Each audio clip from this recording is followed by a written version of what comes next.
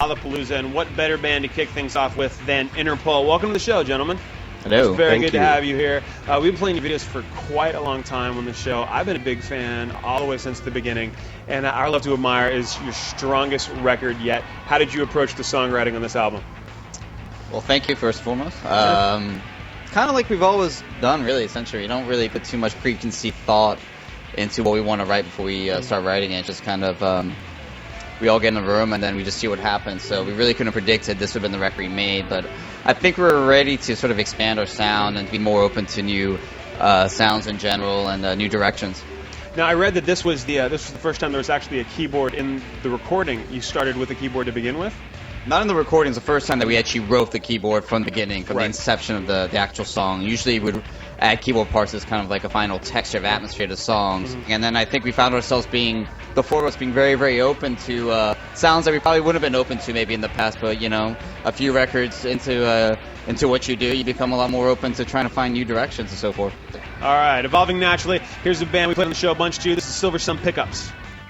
Interpol, one of my favorite bands to see live. We're going to show you the video for the Heinrich Maneuver. Now, when Interpol puts together a video, is this something where you come up with a concept, or you like to have directors send treatments about the songs themselves? We give full creative control to the director, but we choose the director and we choose the treatment. Okay.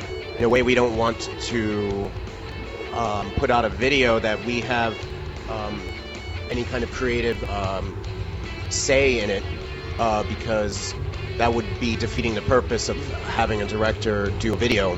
We want to display a certain person's vision linked with our music, but nonetheless their sort of visual vision, if you will. Us kind of getting involved in that would be sort of poisoning the well, if you will. So when you're actually shooting the video, is there any kind of collaboration, or is it the director saying, I need you to move here, do this, do that? It's totally... We haven't done a performance video in quite some time, but it's always been that way, yeah. Okay. Director has complete say. We wouldn't do something that felt uncomfortable. Something feels uncomfortable, like... We wouldn't pose nude, for instance. No. Well, no, yeah. We wouldn't do that. It's very true. Good point. Not yet. All right, here it is. This is Interpol with the Heinrich Maneuver. All right, that was Silver Sun. I'm here with Interpol at Lollapalooza in Chicago. Very nice overcast day for us. Now, you guys announced a photo contest on your website. Can you tell us about that? I feel like we've been caught with our pants down. Yeah, we don't know about that one. All right. You know? Not fantastic. Do you find that labels and management do that a lot? They'll come up with a contest or something and sneak it up on you?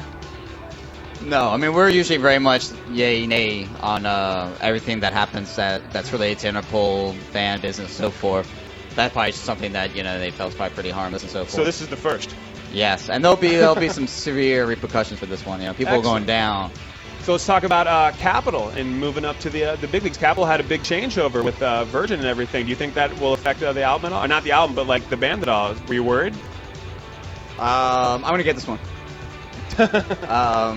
We just do what we do, really, essentially, and we wouldn't have made any decisions or changes if we felt like it would affect anything that we do, like as far as how we've done things in the past and our trajectory. We're just kind of in our world moving forward, and the new people there have been like great and very supportive, and a lot of the key people that were there before are still there, so it's good.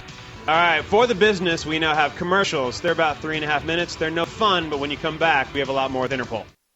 All righty, we're with Interpol. You just watched the Heinrich Maneuver, and now it's time to turn the interview over to you, their fans. This comes from Anna from Dallas in Texas. It says, do you guys still have posters or artwork on your walls of your musical idols and anybody you haven't met yet? I don't. I have actually nothing on my walls. Zero zilch. All right. Anybody, Carlos, anybody you haven't met yet? The only piece of fan paraphernalia that I have hanging on any of my walls is my Star Wars 2007 calendar. Wow. It has all the old posters from the first series. The first three before he fudged it up.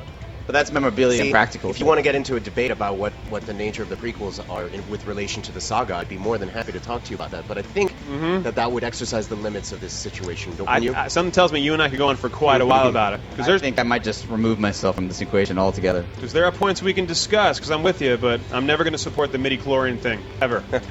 All righty. Don't get me started. Gentlemen, thank you so much for joining us on the show. It's been a pleasure playing you for a few years. I want to continue to do so. Thank you. Thank you very much. All right, we got a lot more from Lollapalooza, and it's going to be tons of fun. See you in a bit.